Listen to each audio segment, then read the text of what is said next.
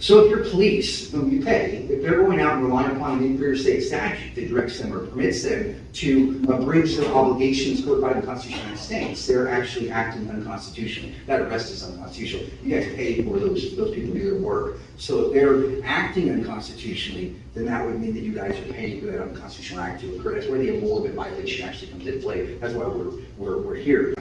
Now, the law is a criminal conspiracy with regard to public officials. What that says is that any person who, having knowledge of any of the wrongs conspired to be done, and who have the power to prevent or aid in prevention of the commission of same, neglects or refuses to do so, may be joined offense in the action.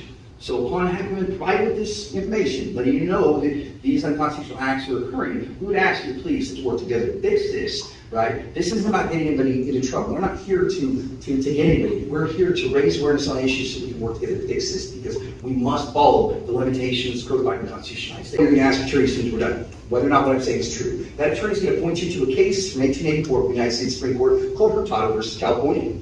And before you guys choose to rely upon that as a foundation, I must remind you that the Constitution of the United States of America is a foundation, not a judgment ruling. The Supreme Court of the United States has no constitutional authority to be able to alter, amend, or destroy any of the provisions of guarantees of the Constitution. That must be done by an authentic act of the people in accordance with the special amending procedure of Article 5. So I know that this is a very tough decision, right? As soon as we're done here, you guys are going to have to make a decision, because the difference between today and tomorrow is negligence to willful criminal conduct if you continue to pay for these acts to occur, all right? So it's a tough decision. You're going to have to decide whether you're going to choose to rely upon a judgment ruling or the supreme law of the land, the Constitution of the United States of America, the object to which your fidelity is bound. The United States Supreme Court defines what is an abuse of discretion, right? And they think there's a two-part test. The second part of that test says that any erroneous view of the law is an automatic abuse of discretion. An erroneous view of the law would be the mere legal contemplation that a judgment ruling is superior to the Constitution. Thank you guys so much. Thank you so much.